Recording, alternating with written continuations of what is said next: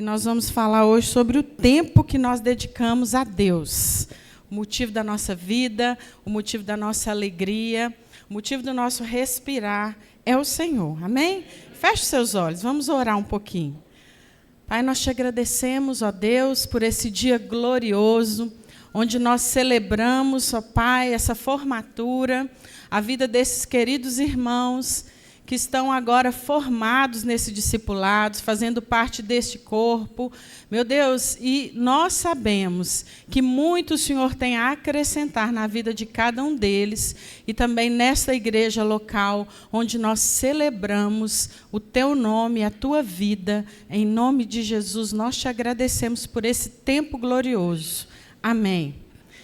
Queridos, eu vou tentar resumir aqui bastante o que eu quero dizer para vocês, apesar de que para falar sobre tempo com Deus a gente gasta tempo.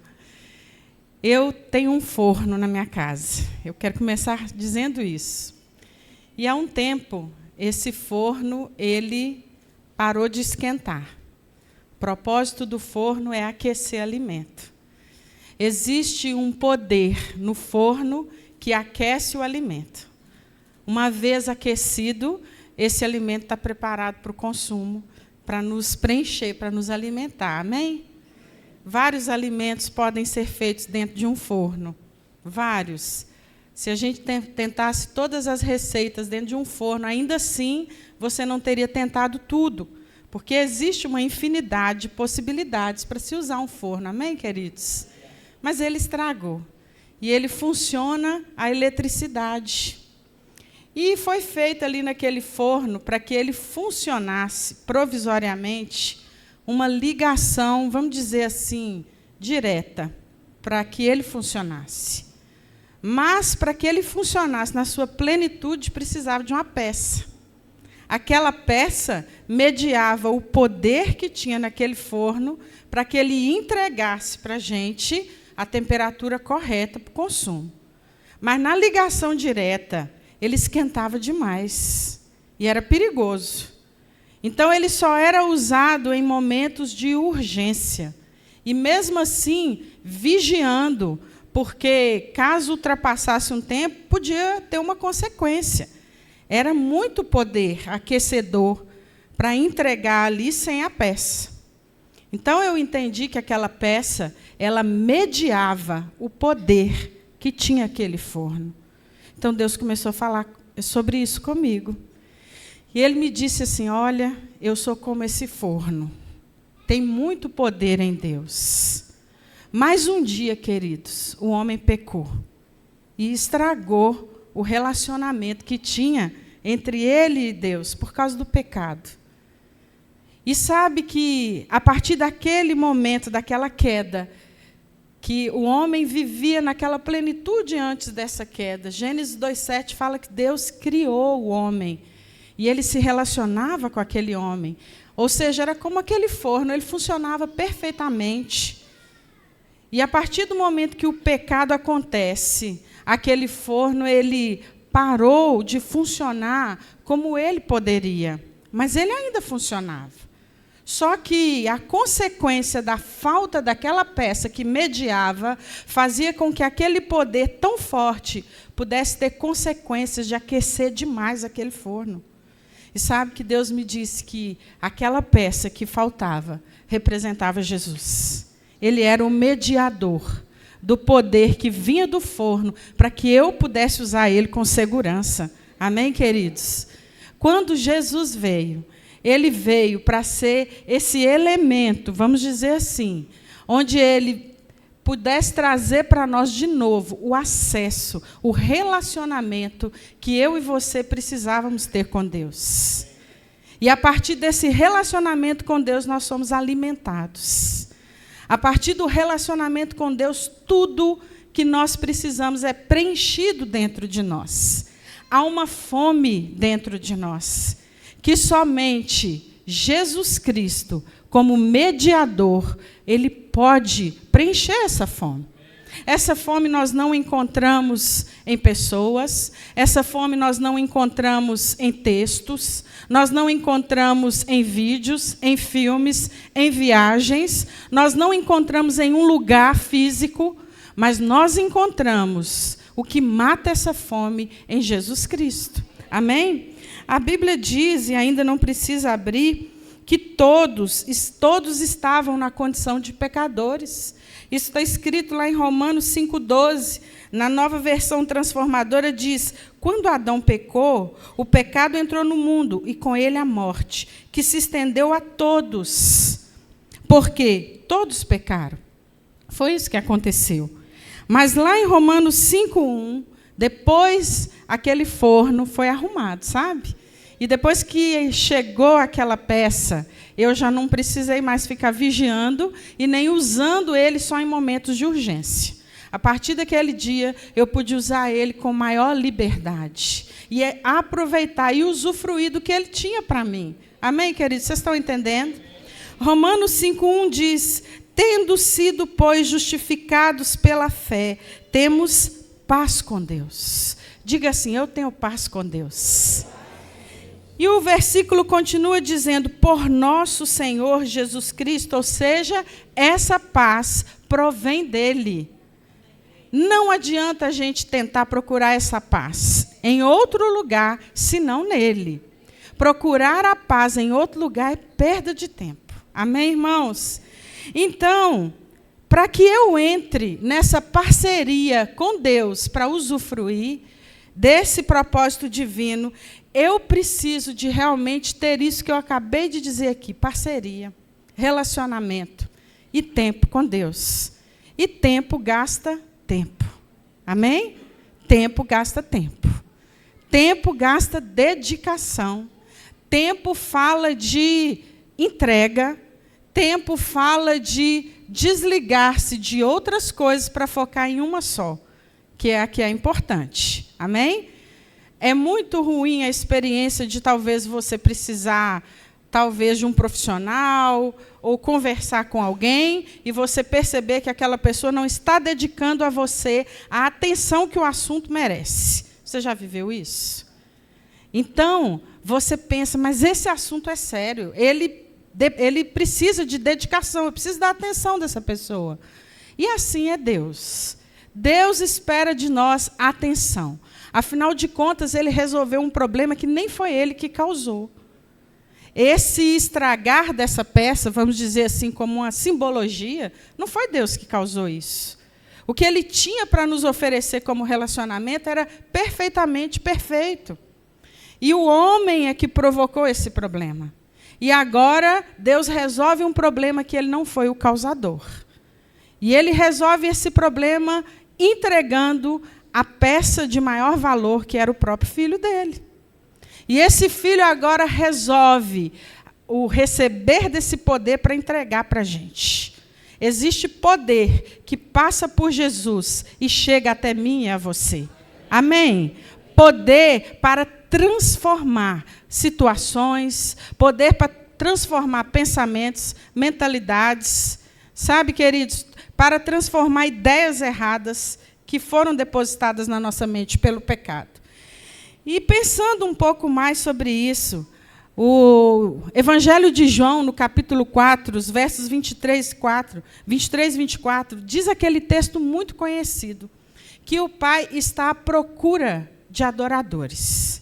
E diz assim o texto: mas vem a hora, e já chegou a hora, em que os verdadeiros adoradores adorarão o Pai em espírito e em verdade, porque são esses que o Pai procura para seus adoradores. Deus é espírito, e importa que os seus adoradores o adorem em espírito e em verdade. Sabe, queridos, eu não posso adorar a quem eu não conheço. Eu não posso adorar alguém que eu não tenho relacionamento. E eu disse aqui que relacionamento gasta tempo. E sabe o que me veio também? Eu ouvi uma história que ilustra muito bem isso, é a história sobre o casaco. Sabe que o tempo, quando o clima ele esfria demais, ou quando chove, e você precisa sair, a primeira coisa que você pensa, eu tenho que levar o casaco. Eu preciso pôr um casaco. Eu trabalho de manhã num lugar que é muito frio. E eu já cheguei lá sem casaco. E eu passei aperto. Porque o frio, ele te incomoda demais. Sim ou não? É difícil você passar frio. Parece que tudo que você vai fazer ali fica alterado. Por causa do frio que você está sentindo. Então, o casaco, ele tem essa função de te proteger. Ele não altera o clima, mas ele te habilita a passar pelo clima. O casaco não muda o frio, ele não faz parar a tempestade, mas ele te dá poder suficiente para enfrentar ela. Amém? Eu queria um casaco aqui para ilustrar isso.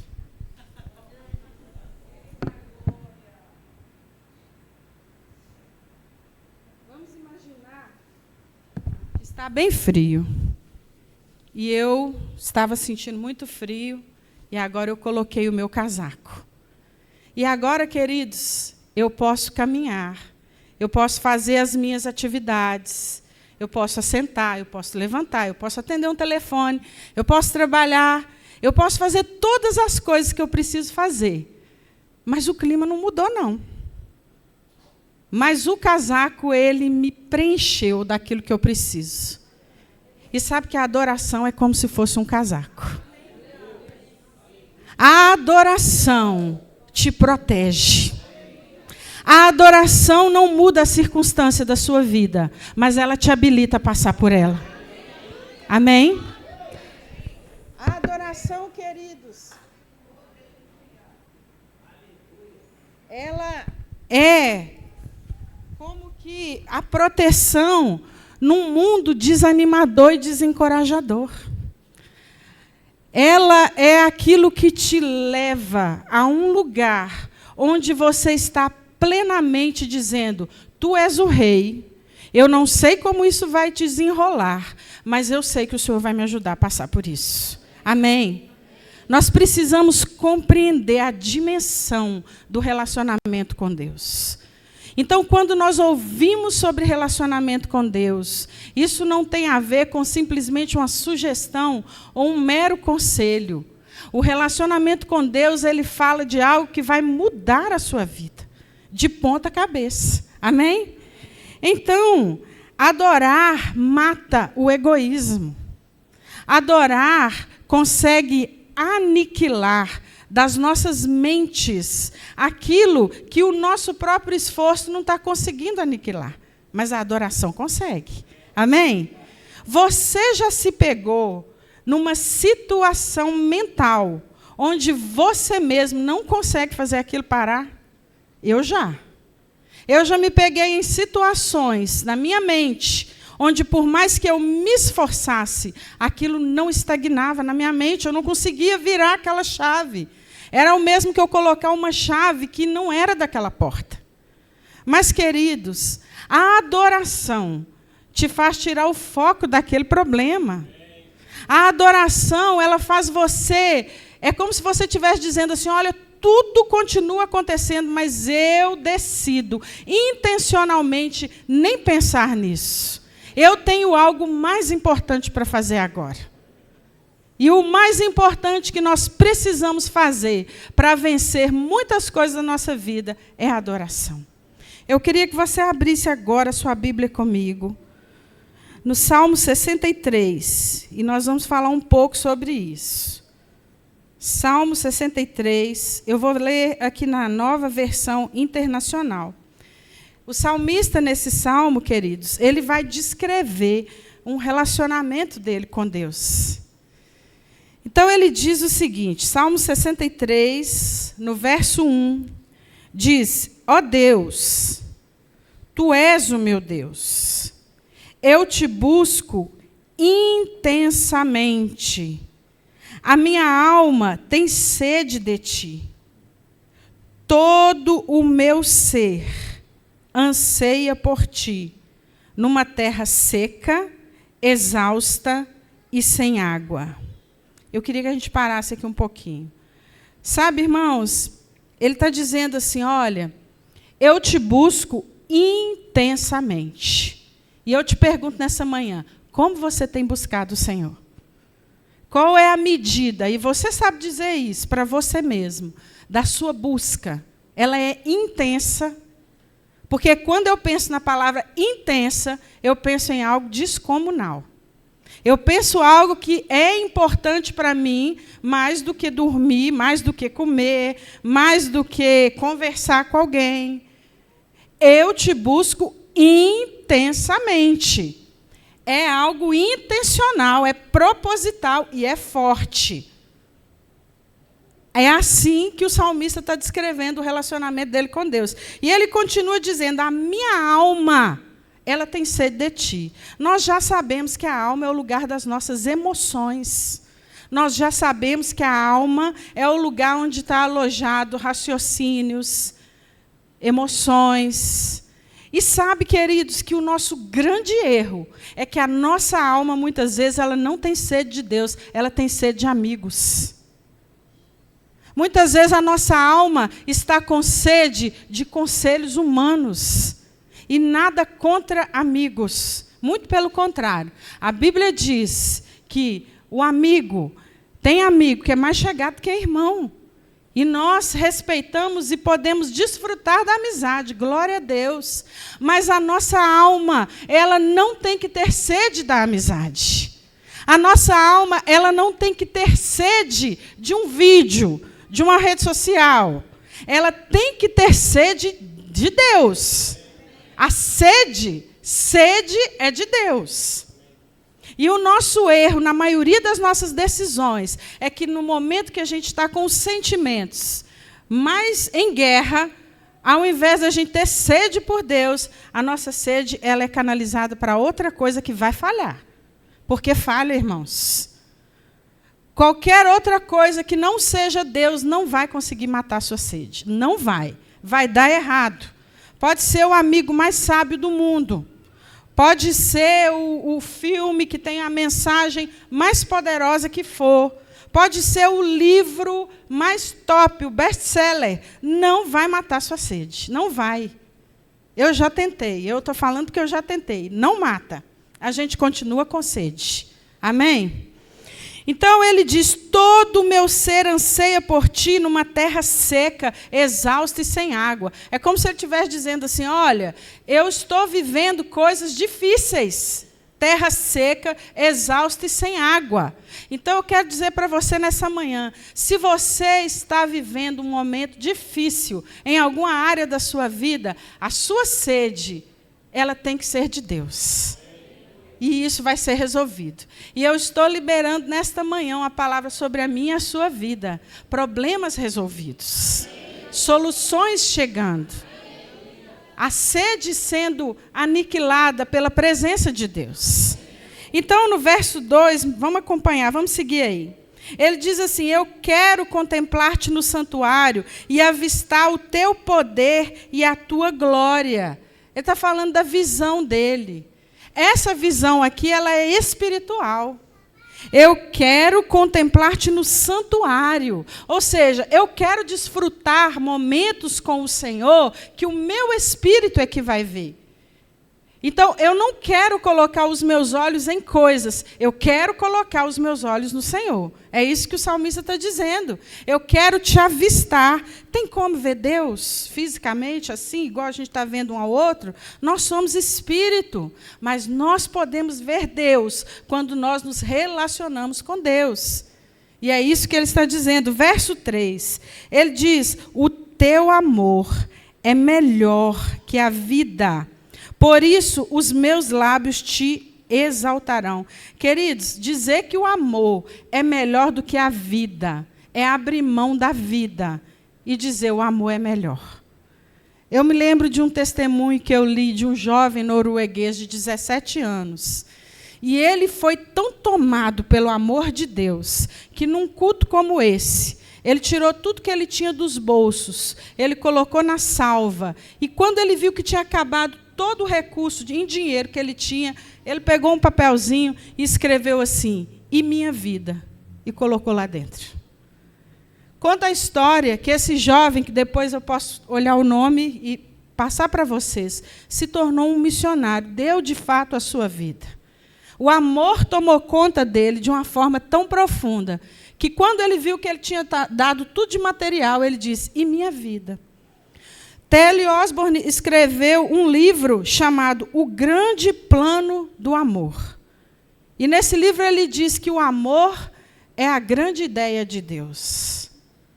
Kenneth Hagin escreveu o livro O Amor, o Caminho da Vitória, que é um livro que qualquer pessoa que você conversa em Verbo da Vida vai dizer que depois da Bíblia você precisa ter um livro desse. Amor, o Caminho para a Vitória. E todo mundo que me pergunta, eu falo desse livro como um livro que me marcou profundamente. Joyce Meyer escreveu um livro chamado A Revolução do Amor, e, segundo ela, foi o livro menos vendido que ela já teve até hoje. Porque talvez, irmãos, nós estamos lidando com o amor como que uma coisa que não tem a verdadeira importância que ele tem. E a palavra do Senhor diz, quando Jesus resumiu toda a lei, ele diz, amarás.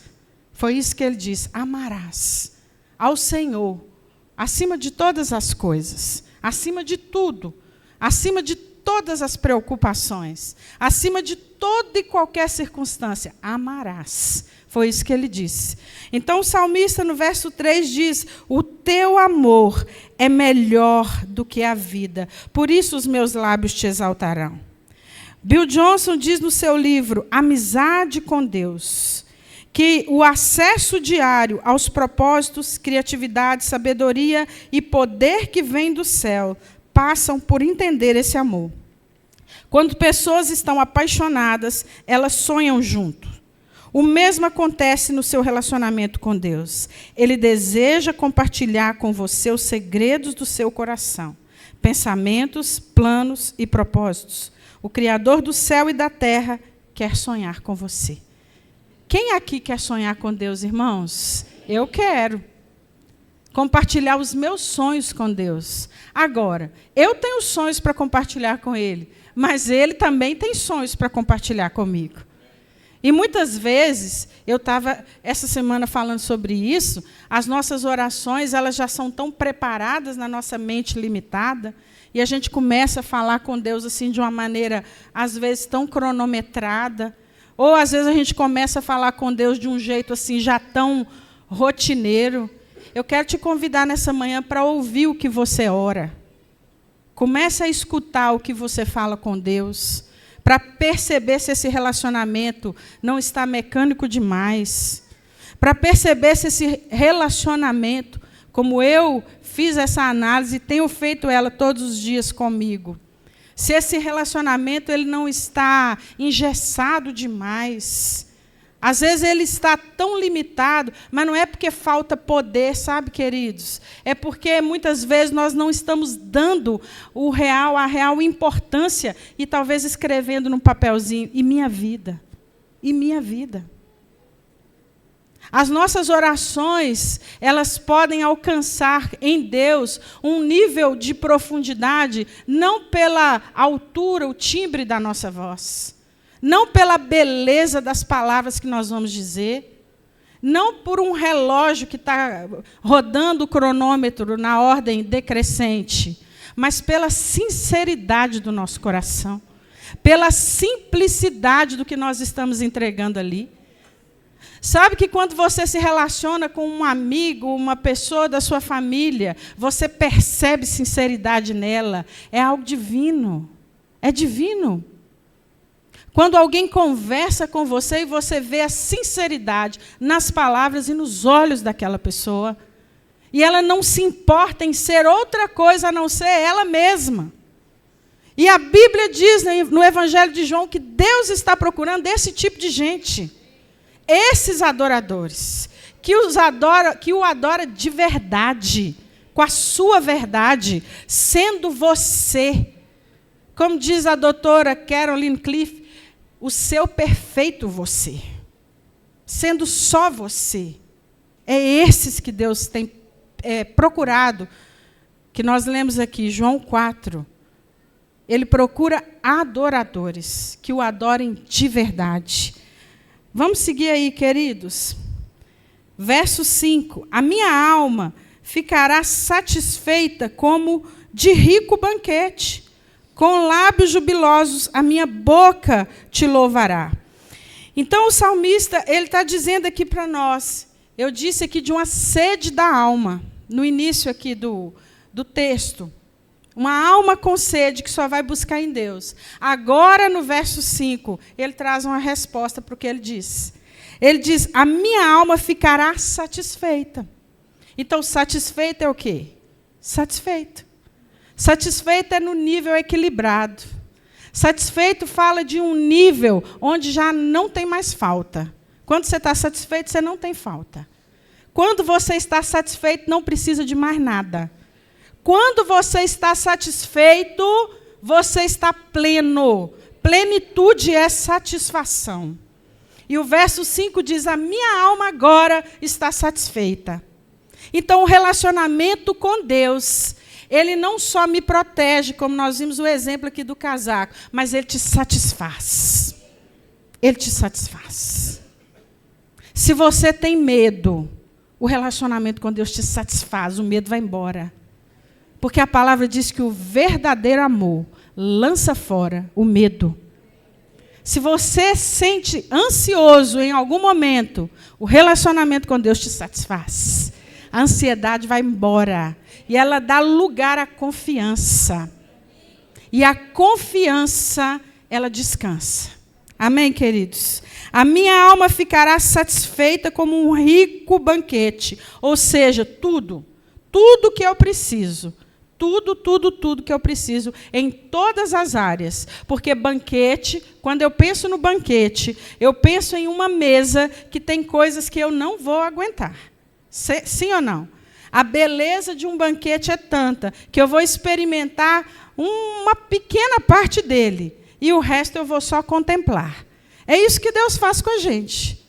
Deus é o único que tem poder de, na minha e na sua vida, te encher de uma maneira que você ainda fica de longe depois contemplando e falando, espera aí, eu já estou satisfeito e ainda tem muito mais. Você contempla a mesa e fala, meu Deus, não tem mais fome nenhuma em mim. Tudo em mim está satisfeito. Mas se eu quisesse, ainda tinha mais. Depende da minha fome. Amém?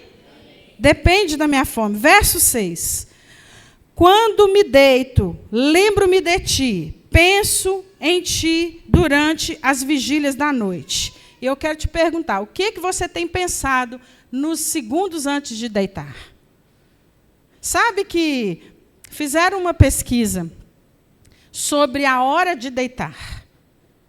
E diz que aquilo que você, nos 15 minutos anteriores ao seu sono, antes de você fechar o olho, aquilo que você está falando, aquilo que você está vendo, uma imagem, aquilo vai moldar o seu sono nas próximas 8, 6 ou 7 horas que você for dormir ali.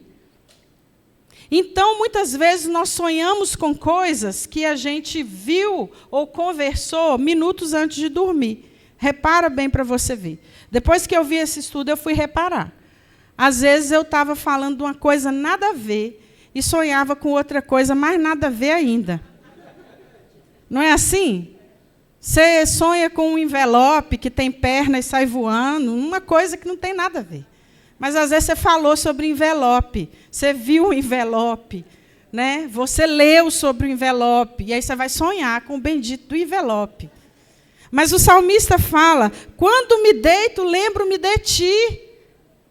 Então, ele tá dando uma dica assim para nós, olha, você quer ter sonhos bons, você quer que a sua mente opere bem, lembra de Deus antes de dormir. Quando se deita, lembra de Deus. Larga para lá o amanhã, a agenda, o que você tem que fazer, o afazer, a consulta, o procedimento, seja lá o que for. E fala assim, não vou pensar nisso agora, porque eu vou proteger meu sono agora. Eu vou pensar em Deus. Quando me deito, lembro-me de ti, e eu penso em ti nas vigílias da noite. Eu entendo que, quando ele fala aqui que eu penso em ti nas vigílias da noite, é uma consequência dele ter pensado antes de dormir. Então, a mente dele ficou protegida. Verso 7. Porque és a minha ajuda. Eu canto de alegria à sombra das tuas asas. Querido, se ele está dizendo aqui, és a minha ajuda, eu entendo que se ele está falando, és a minha ajuda, ele estava com um problema. Ele precisava de ajuda. E o nosso erro é que, às vezes, quando a gente precisa de ajuda, a gente canta de tristeza. Mas o salmista está falando, porque és a minha ajuda, eu canto é de alegria. Então, ele está dizendo da alegria num momento difícil aqui. É isso que ele está ensinando para nós. No momento difícil, eu estou cantando de alegria. É isso que ele está falando. Então, ajuste o seu repertório, prepare a sua música, afine o seu refrão e cante de alegria. Porque nós precisamos de ajuda.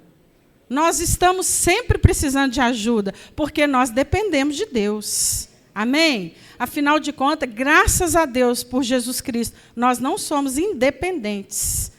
Porque a independência no reino é morte. Né? Então ele diz, eu canto de alegria, à sombra das suas asas. Ele se vê, olha, a alegria te leva para um lugar onde nem o sol te toca. A alegria te leva para um lugar de descanso também. Sombra. Outro dia eu estava num lugar e tinha muitas pessoas. E tinha uma árvore muito fininha e pequena. E embaixo daquela árvore fininha e pequena colocaram uma cadeira. A pessoa buscou o mínimo de sombra possível para sentar ali. E eu pensei, meu Deus, nem aquela árvore fininha ali escapou. A pessoa sentadinha ali debaixo, porque a gente procura mesmo a sombra, né? A gente quer estar num lugar confortável. E o salmista está dizendo que, porque és a minha ajuda, eu canto de alegria à sombra das tuas asas. Eu quero dizer que a asa do Senhor, para mim e para você, ela não é como aquela árvore fininha, ela é grande. A asa do Senhor, o seu braço forte, ele é poderoso para tampar você, a sua casa, a sua família todinha. Amém? Para trazer um descanso a você e aos seus, e a essa igreja toda. E todo aquele que toma o nome de Jesus na terra. Verso 8, para finalizar aí o salmo. A minha alma apega-se a ti, e a tua mão direita me sustém. Sabe, queridos, ele finaliza esse salmo dizendo que depois de tudo ele já está apegado a Deus.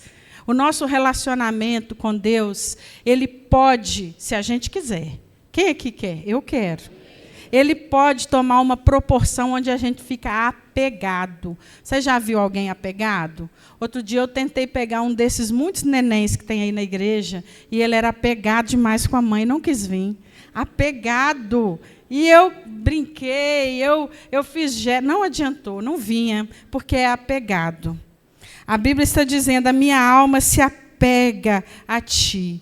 É a consequência desse relacionamento. A boa consequência é o apego a Deus. Esse apego é positivo. Esse apego não faz mal. Esse apego não é, como está usando muito esse termo aí, né, do momento tóxico. Está usando tanto esse termo. Esse apego não é, não. Esse apego aqui é dos bons. A minha alma se apega a ti. Então, agora, tudo que eu faço, ele está envolvido. Ele está envolvido quando eu acordo. Ele está envolvido em decisões. Ele está envolvido em respostas. Ele está envolvido na agenda. Ele está envolvido em tudo. Tudo ele está envolvido. Porque eu estou apegada a Ele. Irmão, se apega a Cristo. Se apega a Cristo. Se apega a Deus. Sabe que os antigos falavam assim, não falavam? Eu vou me pegar com Deus. Eles nem falavam pegar, é me pegar. Eu vou me pegar com Deus, que isso aí vai se resolver. Né? Assim, eles estavam certos. Tem muita sabedoria que a gente precisa aprender com as pessoas, sabe? É na simplicidade. Tudo que Deus fez na minha vida, Ele fez de forma simples, usando pessoas simples em lugares muito simples. Amém? Então, a minha alma se apega a ti, e a tua mão direita me sustém. Mão direita na Bíblia fala de autoridade. Mão direita é autoridade. Então, ele está dizendo que a mão direita dele te sustenta. A mão direita dele está te sustentando. Fala de poder. Sabe? Ela fala da nova criação, em quem você é. A mão direita. É mesmo você dizer assim, olha, não importa essa notícia que chegou. A mão direita de Deus está escrito. Aí é a mão direita dele. Olha que é a mão direita de Deus, não é de qualquer um, não. Ela está te sustentando. Amém? Querido, nós temos que colocar intensidade na palavra. Nós temos que colocar a intensidade que ela devida, que ela merece, porque a palavra é poder. Amém? Relacionamento, então, finalizando, custa tempo. Nós só podemos adorar alguém com quem nos relacionamos. Tempo fala de duração. Tempo fala de um momento extenso. Jesus nos mostrou como homem perfeito que ele não podia fazer nada sem Deus. Olha aqui, deixa eu parar o alarme aqui, que era para dar certinho ali. Deu certinho. Então, irmãos, fala de relacionamento com Deus. Jesus Cristo, ele não fazia nada sem buscar Deus. Antes dele escolher os 12, ele buscou. Antes dele tomar decisões difíceis, antes dele ter curado um leproso, ele estava buscando sozinho. Depois da ceia, antes dele ser preso, ele estava sozinho, buscando, passando tempo com Deus. Depois que João Batista foi decapitado, olha que difícil a situação. Ele estava lá, buscando ao Senhor, se retirou. Mateus 14, 13. Ouvindo o que havia ocorrido, Jesus se retirou de barco, em particular, para um lugar deserto. Tempo com Deus. Depois que ele multiplicou pães e peixes, tendo se despedido da multidão, Mateus 14, 22, subiu sozinho no monte para orar. Então, a gente vê o tempo todo Jesus trabalhando o tempo dele com Deus em todas as situações. Situações difíceis, ele estava buscando sozinho. Situações boas, decisões, todo o tempo apegado ao Pai dele. Ele diz, eu só faço o que eu vi meu Pai fazer. Eu só faço o que eu vi ele fazer. Por quê? Porque ele vivia esse tempo com Deus. Amém? E eu e você vamos experimentar disso também. Porque esse relacionamento com Deus vai gerar em mim e você tranquilidade, vai gerar em mim e você serenidade, confiança. Sabe, irmãos, até essa palavra serenidade, ela é tão boa de ouvir, não é? Serenidade. Nós falamos essa palavra e sentimos o peso glorioso que ela tem. O tempo com Deus vai trazer isso para nós. Tranquilidade nas nossas vidas. Então, as consequências positivas. Traz segurança, tempo com Deus. Melhora a sua qualidade de vida.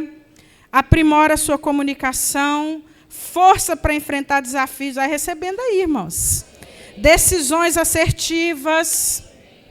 Leva a você a maturidade na fé. Faz você se parecer com o seu Pai. Amém? Então, queridos, eu quero que essa palavra tenha abençoado a sua vida como ela abençoou a minha. Que a partir de hoje você marque no seu calendário um novo tempo com Deus. Amém? Onde você vai desfrutar de uma intimidade tamanha e sair protegido, independente do clima que está lá fora. Deus te abençoe, que você tenha uma semana gloriosa de tempo com Deus.